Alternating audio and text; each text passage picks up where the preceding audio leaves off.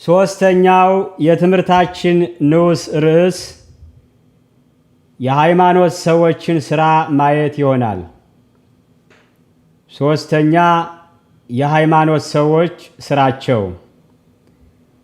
እውነት እውነት እላችኋለሁ በእኔ የሚያምን እኔ የማደርገውን ሥራ እርሱ ደግሞ ያደርጋል፣ ከዚህም የሚበልጥ ያደርጋል። የዮሐንስ ወንጌል ምዕራፍ 14 ቁጥር 12።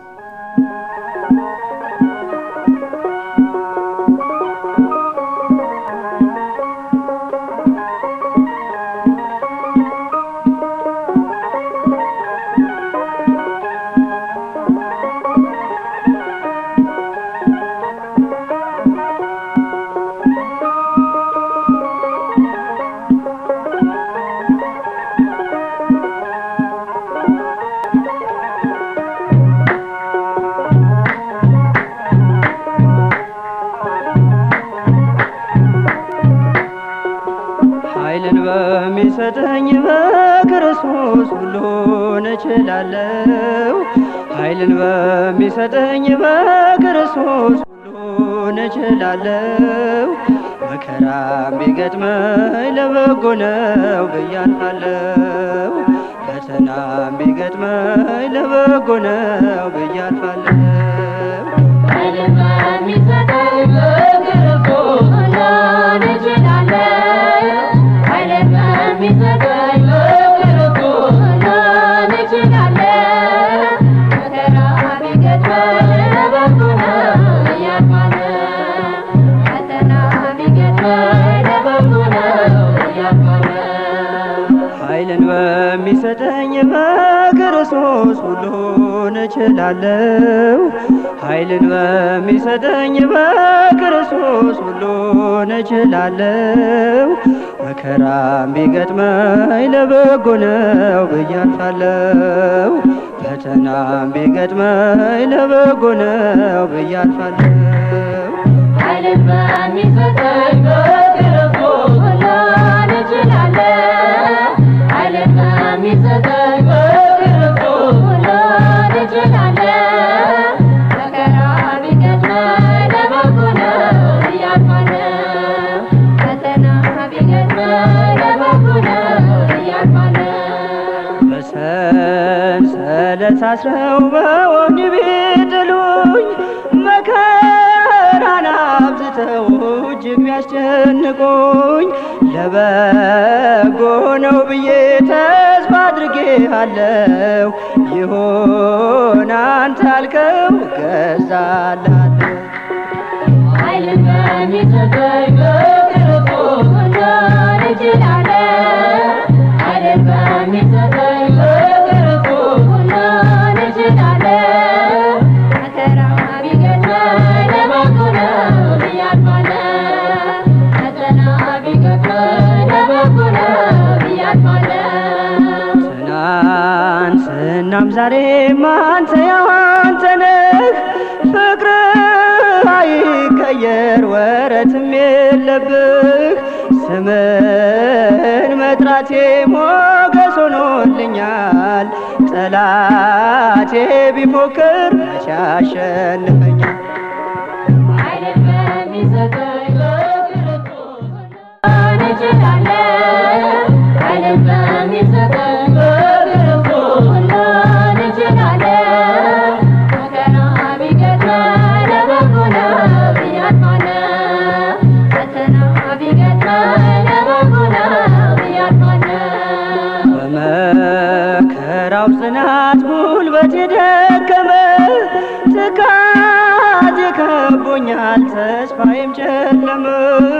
ነገር ቢሆን ባይሆን አንተን እንዳከብር አድለኝ በጸጋ ጌታ ያንተን ፍቅር።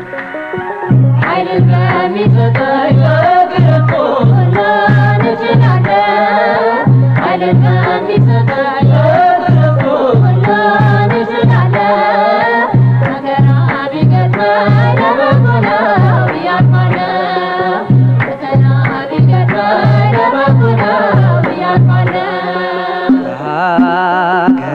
በርቼ በዱር መሰደዴ ከባዕዳን አገር ርቄ መሄዴ ለበጎ ነውና መቼ ይከፋኛል ፈጽሞ እንዳልጠፋ ክንድህ ይዘኛል። ኃይልን በሚሰጠኝ በክርስቶስ መዳን እችላለሁ። ኃይልን በሚሰጠኝ በክርስቶስ መዳን እችላለሁ።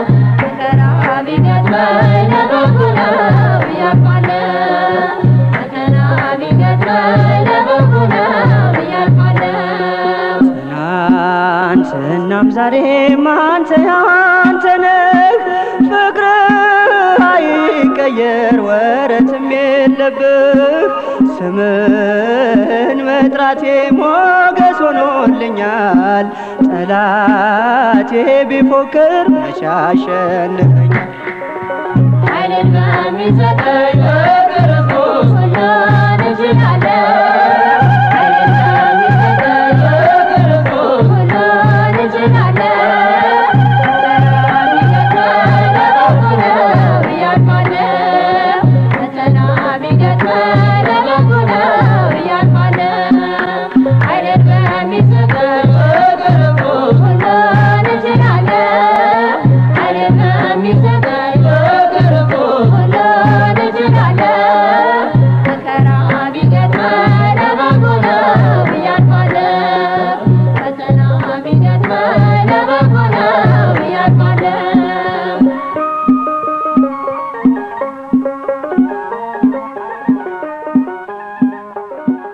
በምድራዊ ሕይወታችን ታላቁ ችግራችን ሥራ ማጣት እንደሆነ እናውቃለን። ሥራውም ቢገኝ እንኳ ሰርተን የሚከፈለን ብዙ ጊዜ እንደ ድካማችን አይደለም። ያውም ሆኖ ብቁ ባልሆነ ምክንያት ከሥራው ልንቀነስ እንችላለን። ያም ባይሆን በጥሮታ መገለላችን የማይቀር ነው። ነገር ግን የእምነት ሕይወት በመሬት ከምናውቀው ጨርሶ የተለየ ነው። የእግዚአብሔር ሥራ ከሠራተኛው ብዛት በላይ ስለሆነ ለሁሉም እንደ አቅሙ የሚበቃ ሥራ አለ። የእግዚአብሔር ሥራ ልቀነስ እችላለሁ ብለን የምንሰጋበት ሥራ አይደለም።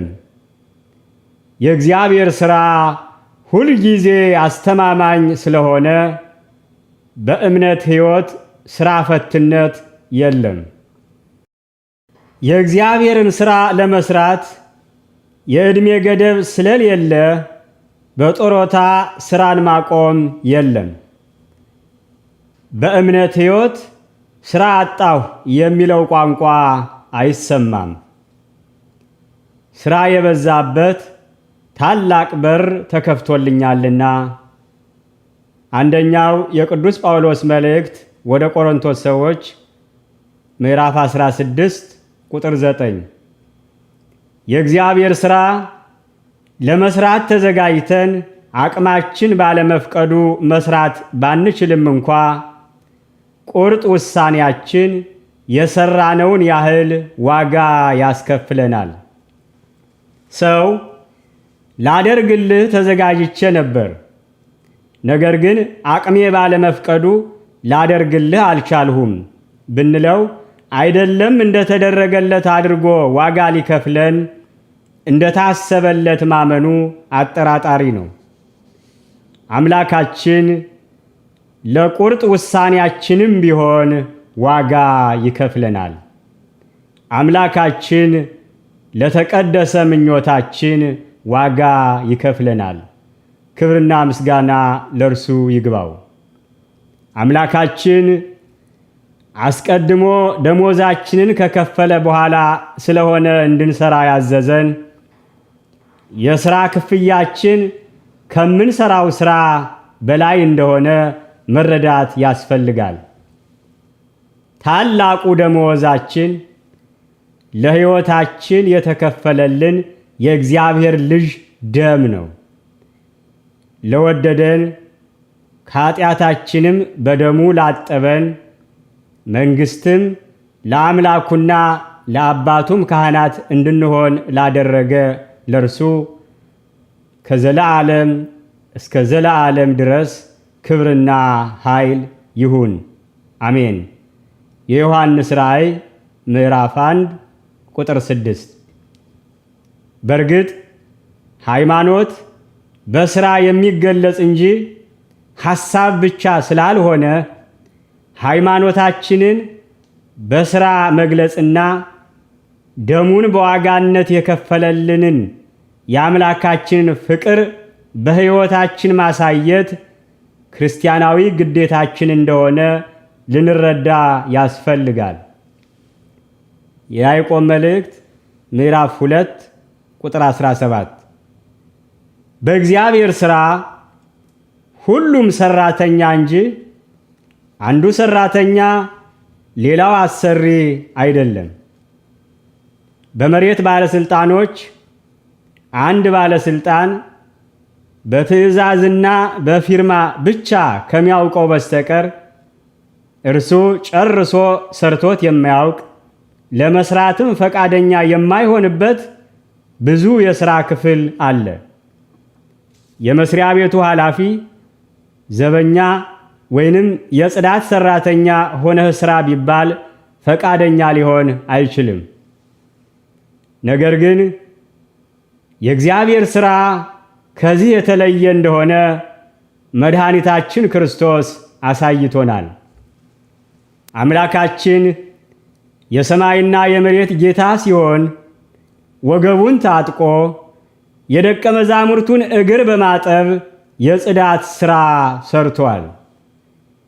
የዮሐንስ ወንጌል ምዕራፍ 13 ቁጥር 13 እስከ 14። መድኃኒታችን ክርስቶስ የበጎች ባለሀብት ብቻ ሳይሆን እረኛችንም እንደሆነ ነግሮናል።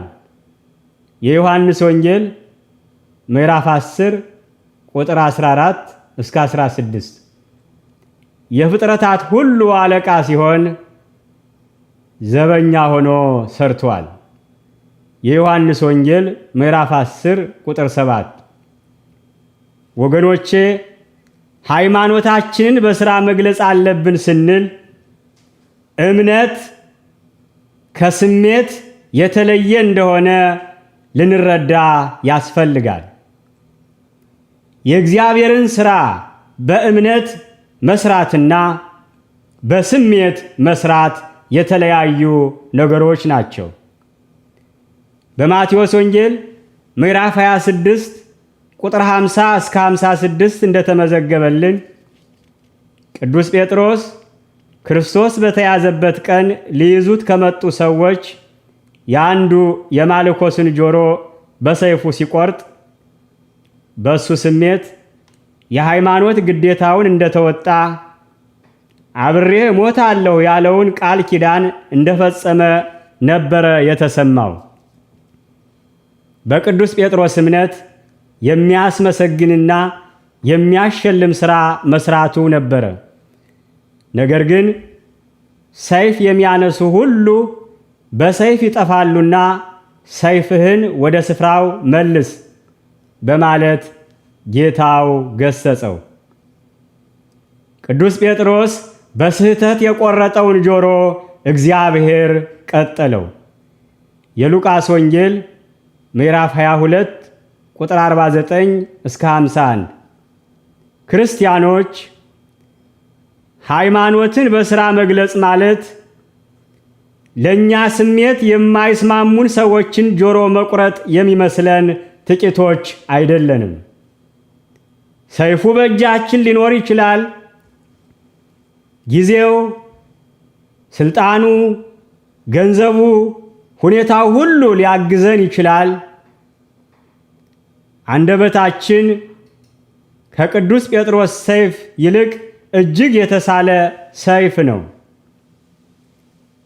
የያዕቆብ መልእክት ምዕራፍ 3 ቁጥር 6። ነገር ግን ሃይማኖት የተቆረጠን የምንቀጥልበት እንጂ የሰዎችን ጆሮ የምንቆርጥበት እንዳልሆነ ልናስተውል ያስፈልጋል። እኛ ተሳስተን ብንቆርጠው እንኳ እግዚአብሔር ይቀጥለዋል። የሆሳዕና ቀን ክርስቶስ ለተጫነባት አህያ ልብሳቸውን ካነጠፉ ሰዎች መካከል የስቅለት ቀን ልብሱን የገፈፉ፣ የሆሳዕና ዕለት ዘንባባ ይዘው ሆሳዕና በአርያም ብለው ካመሰገኑት ሰዎች መካከል የስቅለት ዕለት የሾህ አክሊል የደፉበት ሰዎች ነበሩ። የማቴዎስ ወንጌል ምዕራፍ 21 ቁጥር 1 እስከ 11፣ ምዕራፍ 27 ቁጥር 1 እስከ 50። የሃይማኖት ሥራ ትናንት ልብሳችንን ያነጠፍንላቸውን ሰዎች ዛሬ ልብሳቸውን መግፈፍ አይደለም። አልዓዛር በሞተ ጊዜ እህቶቹን ያስተዛዝኑ የነበሩ ፈሪሳውያን ክርስቶስ አልዓዛርን ከመቃብር ካስነሳው በኋላ ሊገሉት አሰቡ። የዮሐንስ ወንጌል ምዕራፍ 12 ቁጥር 10። እህቶቹን ማስተዛዘናቸው የእውነት ቢሆን ኖሮ የሐዘናቸው ምክንያት የሆነው አልዓዛር ከሞት ሲነሳ በተደሰቱ እንጂ እንደገና ለመግደል ባላሰቡ ነበረ። ወገኖቻችን ሲያለቅሱ አብረን የምናለቅስ የምንመስል፣ ነገር ግን የለቀሷቸው ምክንያቶች እኛው የሆን ጥቂቶች አይደለንም። ታዲያ ይህ የአሕዛብ ሥራ እንጂ የሃይማኖት ሰዎች ሥራ አይደለም። ዛሬ ለቤተ ክርስቲያን የሚያዝኑ መስለው የአዞ እንባ የሚያነቡ፣ ነገር ግን ቤተ ክርስቲያን ስትነሳ ለመውገር ድንጋይ ይዘው የሚጠብቁ ብዙዎች ናቸው። ወገኖቼ፣ በቤተ ክርስቲያን መኖርና ለቤተ ክርስቲያን መኖር ይለያያል። ቤተ ክርስቲያንን ማወቅ፣ ስለ ቤተ ክርስቲያን ብዙ መናገር መቻል ማለት ለቤተ ክርስቲያን ብዙ መስራት ማለት አይደለም። በቤተ ክርስቲያን መገልገልና ቤተ ክርስቲያንን ማገልገል የተለያዩ ነገሮች ናቸው። በሃይማኖት ስንኖር ምን ሰራሁ? ምንስ እየሰራሁ ነው? ለወደፊቱስ ምን መስራት ይገባኛል ብለን መጠየቅ ተገቢ ነው። ቀጥለን ከሃይማኖት ሥራዎች ዋና ዋናዎቹን እንመለከታለን። ከእምነት ሥራዎች የመጀመሪያው መጸለይ ነው። ጸሎት የመጀመሪያው የሃይማኖት ሥራ ይባላል። ወደ ፈተና እንዳትገቡ ትጉና ጸልዩ። የማቴዎስ ወንጌል ምዕራፍ 26 ቁጥር 41። በጸሎት ትምህርት የሚታዩ 7 ያህል ዋና ዋና ነጥቦች ያሉ ሲሆን ከያዝነው ርዕስ ጋር የሚሄዱ 2ቱን ብቻ እንመለከታለን። ከነዚህም የመጀመሪያው ጸሎት ምንድን ነው? ሁለተኛው የጸሎት ሰዎች ሕይወት የሚሉት ይሆናሉ። ጸሎት ምንድን ነው?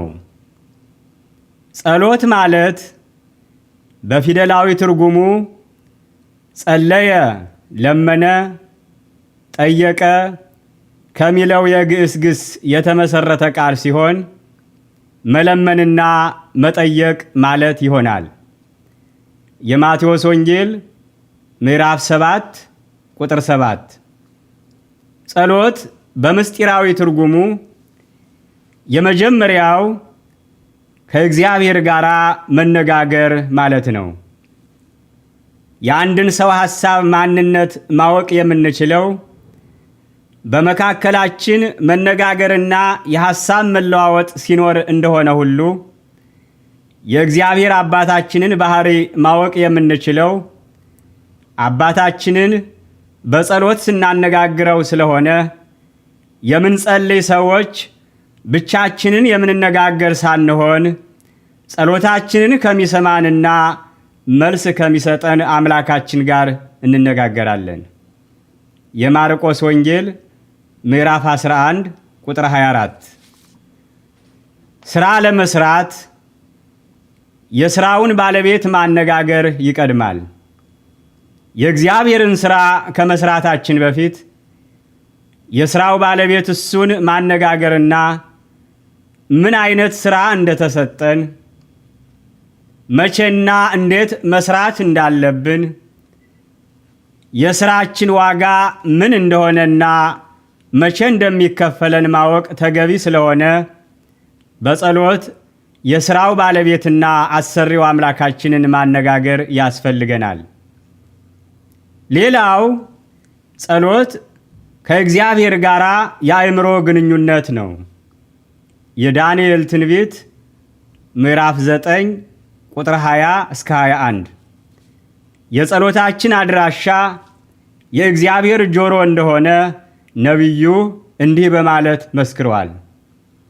የእግዚአብሔር ዓይኖች ወደ ጻድቃን ጆሮዎቹም ወደ ጩኸታቸው ናቸው።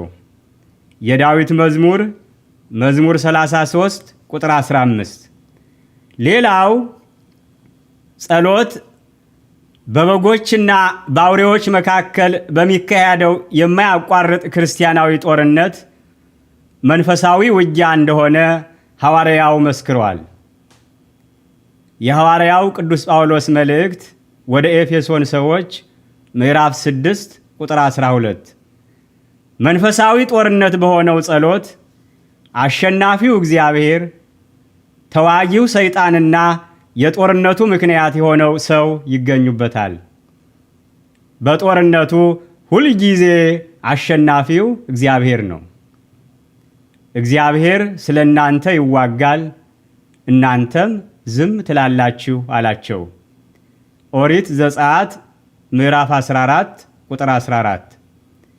ሌላው የክርስቲያን የሃይማኖቱ ደረጃ ከሚለካባቸው መስፈርቶች አንዱ ለሚፈልገው ነገር በጸሎቱ ኃይል የአምላኩን ክንድ ማንቀሳቀስ መቻሉ እንደሆነ ከቅዱስ መጽሐፍ እንረዳለን። የእግዚአብሔር ክንድ ሆይ ተነስ። የኢሳይያስ ትንቢት ምዕራፍ 51 ቁጥር 9። ሌላው ጸሎት የጠላታችን ሰይጣን ማሰሪያ ሰንሰለት ነው። የማቴዎስ ወንጌል ምዕራፍ 12 ቁጥር 29። ክርስቲያናዊ ሥራችንን ለመስራት በመጀመሪያ ለሥራችን እንቅፋት የሆነው ሰይጣን መታሰር አለበት። የታሰሩትን ለማስፈታት በመጀመሪያ አሳሪውን ማሰር ያስፈልጋል። ሁለተኛው የጸሎት ሰዎች ሕይወት። የእምነት ሥራ በጸሎት በሚለው የትምህርታችን ክፍል ሁለተኛ አድርገን የምንመለከተው የጸሎት ሰዎችን ሕይወት ይሆናል። እርስ በርሳችሁ ከኃጢአታችሁ ትናዘዙ ትፈወሱም ዘንድ እያንዳንዱ ለሌላው ይጸልይ። የጻድቅ ሰው ጸሎት በሥራዋ እጅግ ኃይል ታደርጋለች። የያዕቆብ መልእክት ምዕራፍ 5 ቁጥር 16። በጸሎት ሰዎች ሕይወታችንን እናየዋለን። የእግዚአብሔር ሰዎች የሕይወት እስትንፋሳቸው ጸሎት ስለሆነ ለመንፈሳዊ እድገታቸው ምስጢሩ አጥብቀው መጸለይ መቻላቸውና በጸሎታቸው ጽናት የእግዚአብሔርን ኃይል ማዘዝ መቻላቸው እንደሆነ ልንረዳ ያስፈልጋል። በዘመነ ብሉይ ኪዳን በጸሎት ሕይወት ከሚጠቀሱ ሰዎች መካከል አንዱ ኤልያስ ነው። ኤልያስ እንደኛ የሆነ ሰው ነበረ። ዝናም እንዳይዘንብ አጥብቆ ጸለየ። በምድርም ላይ 3 ዓመት ከ6 ወር አልዘነበም። ሁለተኛም ጸለየ፣ ሰማዩም ዝናምን ሰጠ፣ ምድሪቱም ፍሬዋን አበቀለች። የያዕቆብ መልእክት ምዕራፍ 5 ቁጥር 17 እስከ 18። ኤልያስ በጸሎቱ ሰማይን ዘግቷል። አንደኛ ነገሥት ምዕራፍ 17 ቁጥር 1። ኤልያስ በጸሎቱ የመበለቲቱን ልጅ ከሞት አስነስቷል። አንደኛ ነገሥት ምዕራፍ 17 ቁጥር 17 እስከ 24። ኤልያስ በጸሎቱ የእግዚአብሔር እሳት ከሰማይ ወርዶ የአሕዛብን ውሃ እንዲያቃጥል አድርጓል። አንደኛ ነገሥት ምዕራፍ 18 ቁጥር 38። እኛ የምናውቀው እሳት በውሃ ሲጠፋ ነበረ። ነገር ግን በኤልያስ ጸሎት የታዘዘ የእግዚአብሔር እሳት የሰይጣንን ውሃ አቃጠለ። ክርስቲያኖች ወገኖቼ፣ እንድንጸልይ የሚያነሳሳን ራሱ እግዚአብሔር ነው። እንድንጸልይ የሚያነሳሳን እሱ እንደሆነ ካመን ለጸሎታችን መልስ እንደሚሰጠን እርግጠኞች ልንሆን ይገባናል። ነገር ግን የጸሎትን ሥርዓት መፈጸምና መጸለይ የተለያዩ ነገሮች እንደሆኑ ሊገባን ያስፈልጋል። ሕይወታችንን የሚለውጠው የጸሎትን ሥርዓት በትክክል ማወቅ መቻላችን ብቻ ሳይሆን የጸሎታችንን መነሻና መድረሻ በትክክል መረዳት መቻላችን እንደሆነ ልናስተውል ያስፈልጋል። ጸሎታችን ከውጫዊ ስሜት ሳይሆን ከውስጥ የራሳችን ስሜት መነሳትና ከአምላካችን ጆሮ መድረስ አለበት። ኤልያስ በጸሎቱ ሰማይን የለጎመበትን አምላክ እያመለክን መሬታዊ ኑሯችን የሰማይ ያህል የሚርቅብን ከሆነ ክርስትናችን ጸሎት ስለጎደለው እንደሆነ ልንረዳ ያስፈልጋል።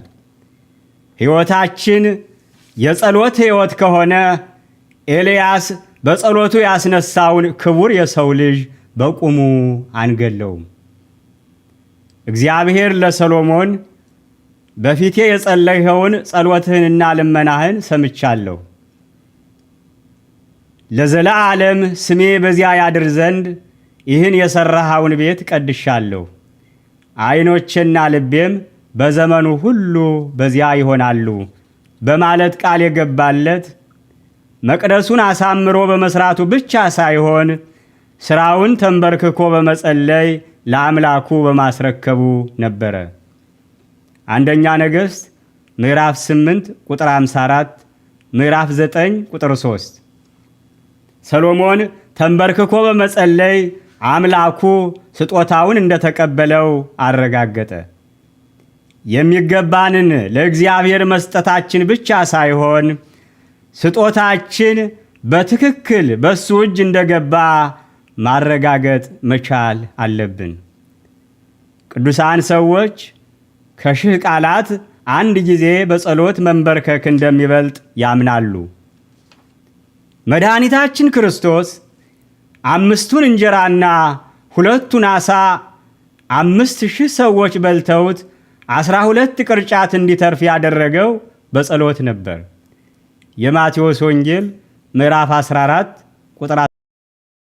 ክርስቲያኖች ዛሬ የእኛ ችግራችን የምንሰራበት ጊዜና የሚከፈለን ደመወዝ ማነሱ አይደለም። ደመወዛችንን ከእግዚአብሔር እጅ ሳይሆን ከሰዎች እጅ ብቻ እንቀበልና ሳንጀምረው ያልቅብናል። የምናዘጋጀው ሁሉ አይደለም ሊተርፈን እኛን ሳያጠግበን ያልቅብናል። መድኃኒታችን ክርስቶስ በጸሎት የመረጣቸው ሐዋርያት የዓለም ጨዎች ሆኑ። የሉቃስ ወንጌል ምዕራፍ 6 ቁጥር 12 እስከ 13፣ የማቴዎስ ወንጌል ምዕራፍ 5 ቁጥር 13። ዛሬ የዓለም መሪዎች ለሰዎች ሕይወት እሬት የሚሆኑት ሰዎች እንጂ እግዚአብሔር ያልመረጣቸው ስለሆኑ ነው። መሪዎቻችንን እግዚአብሔር እንዲመርጣቸው ከፈለግን የሰዎችን የእጅ ብልጫ ለማግኘት ከመሮጣችን በፊት የእግዚአብሔርን እጅ መያዝ ያስፈልጋል። ሐዋርያት ከመስቀሉ ሳይደርሱ የመበተናቸው ዋነኛው ምክንያት በጸሎት ጊዜ ማንቀላፋታቸው ነበረ። የማቴዎስ ወንጌል ምዕራፍ 26 ቁጥር 40። ክርስቲያኖች ወገኖቼ፣ የክርስትና ሕይወት ነቅተንና ተዘጋጅተን የምንኖርበት እንጂ የምናንቀላፋበት ሕይወት አይደለም። አንተ የምትተኛ ንቃ፣ ከሙታንም ተነሳ፣ ክርስቶስም ያበራልሃል ይላል የቅዱስ ጳውሎስ መልእክት ወደ ኤፌሶን ሰዎች ምዕራፍ 5 ቁጥር 14። የምናንቀላፋበት ጊዜ ሁሉ ጠላታችን ሰይጣን በንጹሕ ስንዴያችን ላይ እንክርዳድ የሚበትንበት ጊዜ እንደሆነ ልንረዳ ያስፈልጋል። የማቴዎስ ወንጌል ምዕራፍ 13 ቁጥር 24 እስከ 25። መድኃኒታችን ክርስቶስ መስቀሉን ከመሸከሙ በፊት በጸሎት ተዘጋጅቷል። የማቴዎስ ወንጌል ምዕራፍ 26 ቁጥር 39። ክርስቲያኖች የምንጸልይ ከሆነ መስቀል የሆነው ዓለም አይከብደንም። በጸሎት ሕይወት ከሚጠቀሱ ቅዱሳት ሴቶች መካከል የሳሙኤል እናት ሐና አንዷ ናት። በአንደኛ ሳሙኤል ምዕራፍ 1 ቁጥር 1 እስከ 20 እንደተመዘገበልን ሐና መካን ስለነበረች ልጅ አልነበራትም። ልጅ እንዲሰጣት በመቅደሱ ተገኝታ በእግዚአብሔር ፊት አለቀሰች። ሐና የጸሎት ሕይወቷ የጸሎት ሥርዓትን አዋቂ እንጂ የጸሎት ሰው ላልነበረው ካህኑ ኤሊ ስካር እስኪመስለው ድረስ ወደ አምላኳ አለቀሰች። ለአምላኳ የእንባ መሥዋዕት አቀረበች። አምላኳ የእንባ መሥዋዕቷን ተቀበላትና ሐና ሳሙኤልን ወለደች። ለሚያምን ሁሉ ይቻላል። ክርስቲያኖች የጸሎት ሕይወት እንደ ኤሊ አይነቶች የጸሎት እንቅፋቶችን ሁሉ ማለፍን ይጠይቃል። ከመልካም ነገር መካን የሆነውና የደረቀው ሕይወታችን የሚርሰው በጸሎት እንባ እንደሆነ ልንረዳ ያስፈልጋል። ሁለተኛው ሃይማኖታዊ ሥራ ጾም ነው። ይህ አይነት ግን ከጸሎትና ከጾም በስተቀር አይወጣም። የማቴዎስ ወንጌል ምዕራፍ 17 ቁጥር 21። ጾም ማለት በፊደላዊ ትርጉሙ ጾመ ጾመ፣ ተወ፣ ታረመ፣ ታቀበ፣ ተከለከለ ከሚለው የግዕዝ ግስ የተመሰረተ ቃል ሲሆን መተው፣ መታቀብ፣ መታረም፣ መከልከል ማለት ነው። ይኸውም በቅዱስ መጽሐፍና በቤተ ክርስቲያን የቀኖና መጻሕፍት በታዘዝነው መሰረት ለተወሰኑ ቀናት እስከ ተወሰነልን ጊዜ ድረስ እንድንከለከል ከታዘዝንባቸው የምግብና የመጠጥ አይነቶች መከልከላችንን የሚገልጽ ቃል ነው። የዳንኤል ትንቢት ምዕራፍ 10 ቁጥር 3።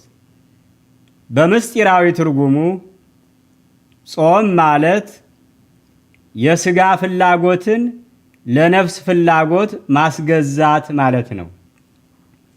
ኃጢአት ሁሉ የሥጋ ፍላጎት ድል ማለትም የሥጋ ፍላጎት የነፍስን ፍላጎት በማሸነፍ የሚሰራ ሥራ ሲሆን፣ በተቃራኒው ጾም የሥጋ ፍላጎትን ለነፍስ ፍላጎት ማስገዛት ስለሆነ ኃጢአት የሥጋ ድል ሲሆን ጾም የነፍስ ድል ነው።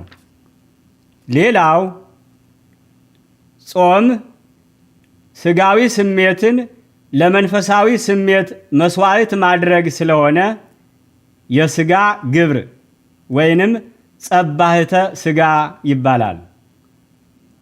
ሌላው ሰው በእንጀራ እንዲኖር እንጂ ለእንጀራ እንዲኖር እንዳልተፈጠረ ማመን የጾም ምስጢራዊ ትርጉም ነው። የማቴዎስ ወንጌል ምዕራፍ 4 ቁጥር 4። ሌላው ጾም ከጠላታችን ሰይጣን ጋር በሚደረገው መንፈሳዊ ውጊያ የድል መሳሪያችን እንደሆነ መድኃኒታችን ክርስቶስ አስተምሮናል። የማቴዎስ ወንጌል ምዕራፍ 17 ቁጥር 21። ሌላው ጾም የእግዚአብሔር የምህረቱ መንገድ ይባላል። ትንቢተ ዮናስ ምዕራፍ 3 ቁጥር 5 እና 10።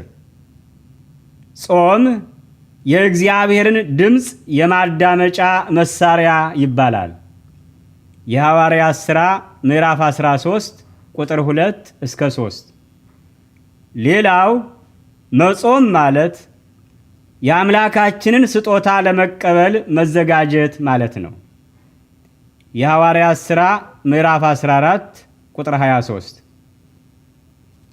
ቀጥለን ለክርስቲያናዊ ጾማችን ምሳሌያችን የመድኃኒታችን ክርስቶስ የአጿጿም ሥርዓት ስለሆነ የመድኃኒታችን ክርስቶስን የጾም አፈጻጸም እንመለከታለን። በክርስቶስ የጾም አፈጻጸም ከሚነሱ ጥያቄዎች መካከል ዋነኛው ከጌታችን ጾም ምን እንማራለን የሚለው ጥያቄ ነው። ከጌታችን ጾም መረዳት ከሚገባን የመጀመሪያው ሥራችንን ሁሉ በመንፈስ ቅዱስ አጋዥነት መጀመር እንዳለብን ነው። የማቴዎስ ወንጌል ምዕራፍ 4 ቁጥር 1ን ስንመለከት መንፈስ ወደ ምድረ በዳ ወሰደው የሚል ኃይለ ቃል እናነባለን።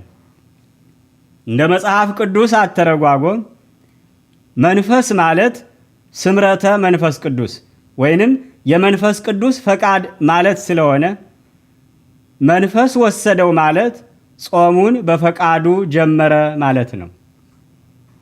የእግዚአብሔር መለኮታዊ ሥራ ሁሉ የመንፈስ ቅዱስ ሥራ ወይንም ግብረ መንፈስ ቅዱስ ይባላል። ሳይገናኙ ከመንፈስ ቅዱስ ጸንሳ ተገኘች። የማቴዎስ ወንጌል ምዕራፍ 1 ቁጥር 18። ሁለተኛው የጾማችንን ጊዜ መወሰን 40 ቀንና 40 ሌሊት ከጾመ በኋላ ተራበ። የማቴዎስ ወንጌል ምዕራፍ 4 ቁጥር 4። የጌታችን ጾም በ40 ቀናት የተወሰነ ነበረ። 40 ቀናት በዘመነ ብሉይ ኪዳን በእግዚአብሔር የተቀመረና በሙሴ የተፈጸመ የቀን ቁጥር እንደሆነ ከቅዱስ መጽሐፍ እንረዳለን። ኦሪት ዘዳግም ምዕራፍ 9 ቁጥር 9። ሃይማኖታዊ ሥራ ሁሉ ለስንት ቀናት መቼና እንዴት መስራት እንዳለብን ወስነን መስራት ያለብን ሥራ እንጂ በአጋጣሚ የሚሰራ ሥራ አይደለም። ሦስተኛው ከጾም ባህርያት አንዱ መራብ እንደሆነ ከጌታችን አጿጿም እንረዳለን። ከጦመ በኋላ ተራበ። የማቴዎስ ወንጌል ምዕራፍ 4 ቁጥር 2። መድኃኒታችን ክርስቶስ እሱ ለተራቡት ሁሉ የሚበቃ የሕይወት እንጀራ ሆኖ እያለ እውነተኛ ጾም ማለት ሥጋዊ ፍላጎትን ለመንፈሳዊ ፍላጎት ማስገዛት መሆኑን ለማስረዳት ከምግብ በመከልከል ተራበ። አራተኛው ሃይማኖታዊ ሥራ ሁሉ የእግዚአብሔርን ቃል በመረዳት የሚሰራ ሥራ መሆኑን የክርስቶስ የአጿጿም ሥርዓት ያስተምረናል። ጌታ አምላክህን አትፈታተነው ተብሎ ተጽፏል አለው። የማቴዎስ ወንጌል ምዕራፍ 4 ቁጥር 7። ይህ ክርስቶስ በጾሙ ወቅት የእግዚአብሔርን ቃል በመጥቀስ ለፈተነው ሰይጣን የሰጠው መልስ ነው። የእግዚአብሔርን ቃል ሳይረዳ ሃይማኖታዊ ሥራ እሰራለሁ የሚል ክርስቲያን ስር የሌለው ዛፍ ስለሆነ ሊነቀል ይችላል። አምስተኛው ከጌታችን የአጿጿም ሥርዓት የሰይጣንን የውጊያ ስልት እንረዳለን። ፈታኙም ቀርቦ የእግዚአብሔር ልጅ ከሆንህ እነዚህን ድንጋዮች እንጀራ እንዲሆኑ በል አለው። የማቴዎስ ወንጌል ምዕራፍ 4 ቁጥር 3። ሰይጣን እንዲሁ በአጋጣሚ ሳይሆን በጥናትና በዕቅድ የሚንቀሳቀስ ጠላት ነው። ክርስቶስን ለመፈተን በመጣበት ወቅት አጥንቶና ተዘጋጅቶ እንደመጣ እንረዳለን። ከጥናቶቹ መካከልም የመጀመሪያው ምን ጊዜ መፈተን እንዳለበት፣ በጾሙ ወቅት መፈተን እንዳለበት፣ የፈተናው አይነት ምን አይነት መሆን እንዳለበት፣ ፈተናው በዳቦ ፍላጎት ላይ የተመሰረተ ፈተና መሆን እንዳለበት የጠላት ሰይጣን ጥናት ነበረ። ሰይጣን ሁልጊዜ ፈተናን የሚያዘጋጀው በተፈታኙ ደካማ ጎን ላይ ተመስርቶ ነው። ክርስቶስን የፈተነው በጾሙ ወቅት ስለነበረና የጾመኛ ደካማ ጎን የምግብ ፍላጎት መሆኑን ሰይጣን ስለሚያውቅ ፈተናውን በምግብ ፍላጎት ላይ የተመሰረተ ፈተና አደረገ። ጠላት ሰይጣን የተፈታኙን ደካማ ጎን ማጥናት ብቻም ሳይሆን ፈተናውን በአሸናፊነት ለመወጣት ያበቃኛል ከሚለው የመጽሐፍ ቅዱስ ክፍል ቃሉን በመሸምደድና እንደ ራሱ ስሜት በመተርጎም ለተፈታኙ ቆርበተ ነክና ምስጢረ በክ የሆኑ ጥቅሶችን ማዥጎድጎድ ልማዱ ነው። ስድስተኛው የጾማችን ውጤት ምን መሆን እንዳለበት ከጌታችን የጾም ፍጻሜ እንረዳለን። ያን ጊዜ ኢየሱስ ሂድ አንተ ሰይጣን፣ ለጌታህ ለአምላክህ ስገድ፣ እርሱንም ብቻ አምልክ ተብሎ ተጽፏልና አለው። ያን ጊዜም ዲያብሎስ ተወው። የማቴዎስ ወንጌል ምዕራፍ 4 ቁጥር 10 እስከ 11። የጾም ዋነኛ ትርጉም ከምግብና ከመጠጥ መከልከል ብቻ ሳይሆን ሰይጣንንና ስራውን መጾም እንደሆነ ልንረዳ ያስፈልጋል። የሰይጣንን ስራ እየሰራን የምንጾመው ጾም ሳይሆን የረሃብ አድማ ይሆናል።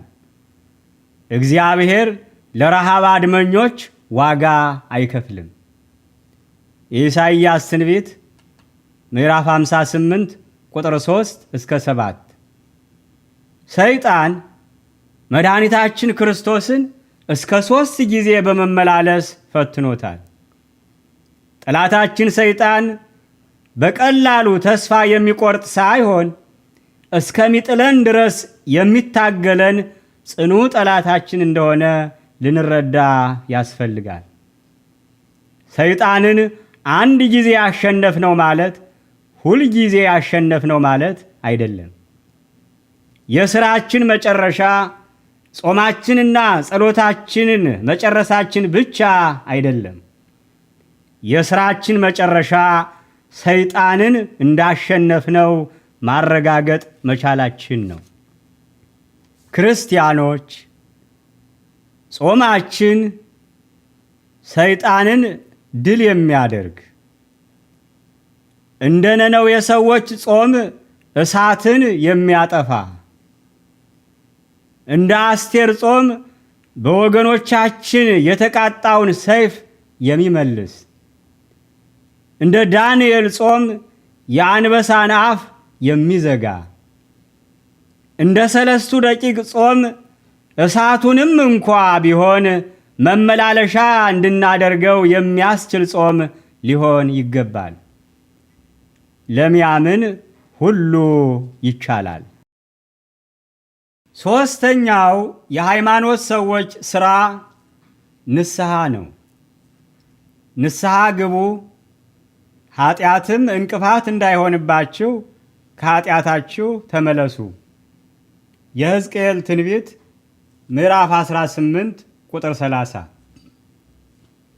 በንስሐ ትምህርት ከሚነሱ 5 ዋና ዋና ነጥቦች መካከል በዚህ የትምህርት ክፍል የምንመለከታቸው 2ቱ፣ የመጀመሪያው ንስሐ ምንድን ነው? ሁለተኛው የንስሐ ሕይወት የሚሉት ይሆናሉ። ንስሐ ማለት ነስሐ ተጸጸተ፣ ተመለሰ፣ ተለወጠ ከሚለው የግዕዝ ግስ የተመሰረተ ቃል ሲሆን መመለስ፣ መለወጥ፣ መጸጸት ማለት ይሆናል። በምስጢራዊ ትርጉሙ ንስሐ የመንፈስና የነፍስ ውሃ ይባላል። ውሃ ለሥጋዊ ሕይወታችን የሚያስፈልገንን ያህል ንስሐ ለመንፈሳዊ ሕይወታችን ያስፈልገናል። ንስሐ የእግዚአብሔር የይቅርታው መንገድ ይባላል። አምላካችን ምንጊዜም የይቅርታ በሩን አይዘጋም። የማቴዎስ ወንጌል ምዕራፍ 18 ቁጥር 21 እስከ 22። ንስሐ የትሕትና ተግባራዊ ትምህርት ቤት ይባላል። የሐዋርያው ቅዱስ ጳውሎስ መልእክት ወደ ጢሞቴዎስ ምዕራፍ 1 ቁጥር 15። ንስሐ የእግዚአብሔር የፍቅሩ ቦይ ይባላል። የኢሳይያስ ትንቢት ምዕራፍ 49 ቁጥር 15። አምላካችን ይቅር ባለን ቁጥር ፍቅሩ ገደብ የለሽ እንደሆነ እንረዳለን። ሁለተኛው የንስሐ ሕይወት። እንግዲህ ከወዴት እንደወደቅ አስብ፣ ንስሐም ግባ፣ የቀደመውን ሥራህን አድርግ፣ አለዛ እመጣብሃለሁ፣ ንስሐም ባትገባ መቅረዝህን ከስፍራው እወስዳለሁ። የዮሐንስ ራእይ ምዕራፍ 2 ቁጥር 5። በንስሐ ሕይወት በምሳሌነት ከሚጠቀሱ ሰዎች መካከል የሕይወት ታሪኳ በሉቃስ ወንጌል ምዕራፍ 7 ቁጥር 37 እስከ 50 የተመዘገበላት ኃጢአተኛዋ ሴት ትገኛለች። ኃጢአተኛዋ ሴት ወደ አምላኳ መጣች። ኃጢአተኛዋ ሴት ባዶ እጇን ሳይሆን የአክብሮቷና የፍቅሯ መግለጫ የሆነውን ሽቱ ይዛ መጣች። ሽቱ ብቻም አልነበረም፣ እንባዋን ይዛ መጣች። በእንባዋ የጌታዋን እግር አጠበች። የራስ ፀጉሯን የጌታዋ የጫማው ቡርሽ አደረገችው። ኃጢአቷን በእንባዋ አጠበችው። የእንባ መሥዋዕቷን ለአምላኳ ያቀረበችዋ ሴት የጌታዋን የይቅርታ ድምፅ ሰምታ በሰላም ወደ ቤቷ ገባች። ለንስሐ ሕይወት የተጠራችሁ ወገኖቼ፣ ኃጢአተኛዋ ሴት በአምላኳ ፊት የተናገረችው ቃል አልነበረም። ቋንቋዋ እንባዋ ነበረ። ንስሐ በእንባ እንጂ በቃላት ብቻ የሚገለጽ ሥራ አይደለም።